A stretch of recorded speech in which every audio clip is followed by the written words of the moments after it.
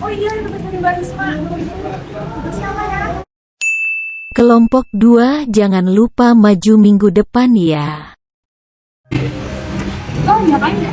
Gua cari materi Mbak Risma. Kenapa? Ya, gimana ya? Bingung kenapa? Berusaha lagi. Tapi kan dari apa ini? Kita tuh lagi bingung sama materi. Kan yang buat mana? Tahu nggak? Materinya sekarang apa? Oh, buat materi debat. Kita tuh nggak asli. Ada menggunakan formula. Oh, iya. Paham kok? Udah sih.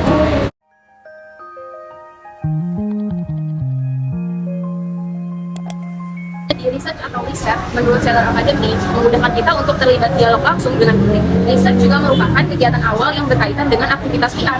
Kegiatan ini menentukan langkah selanjut kita dalam membuat aktivitas. Pada tahap selanjutnya, ada action atau aksi. Dalam action, brand public relation akan membuat program yang sesuai dengan visi dan misi dari perusahaan.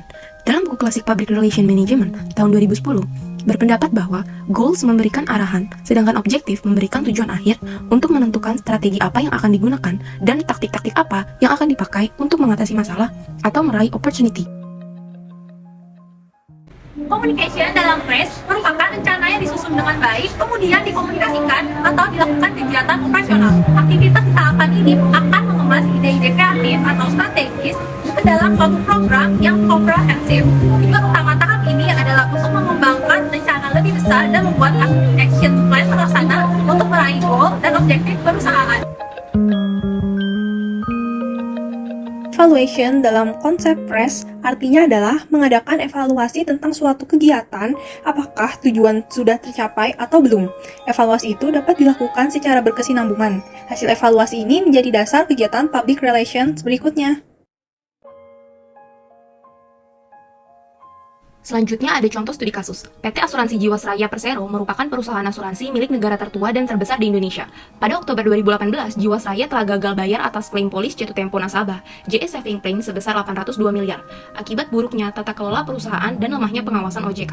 Hal tersebut berdampak pada PT AK yang bergerak dalam bidang pasar modal, sehingga mengalami krisis kepercayaan nasabah dalam berinvestasi di produk reksadana. Sehingga hal ini membuat citra perusahaan menjadi menurun. Untuk memulihkan kembali kepercayaan nasabah, diperlukan strategi PR guna menjembatani antara perusahaan dan nasabah.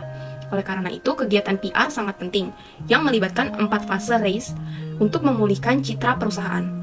Yang pertama ada research atau riset, yaitu PR dari PT AK melakukan riset yang dilakukan berdasarkan visi dan misi dari PT AK.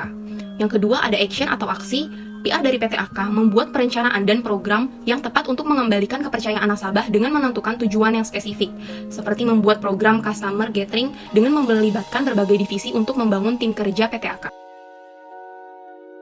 Selanjutnya, fase ketiga, communication atau komunikasi. PR dari PT AK mengeksekusi perencanaan dengan mempergunakan perangkat komunikasi yang dapat memberikan kontribusi bagi pencapaian tujuan PR. Selain itu, PR PT AK juga menggunakan media cetak untuk menginformasikan dan mengkomunikasikan hal-hal terkait reksadana kepada nasabah dan publik secara luas. Selain itu juga PR PT AK merespon keluhan dan saran dari para nasabah. Yang terakhir, PR dari PT AK juga mensosialisasikan produk reksadana, juga mengklarifikasi kondisi perusahaan kepada media agar tidak salah kaprah.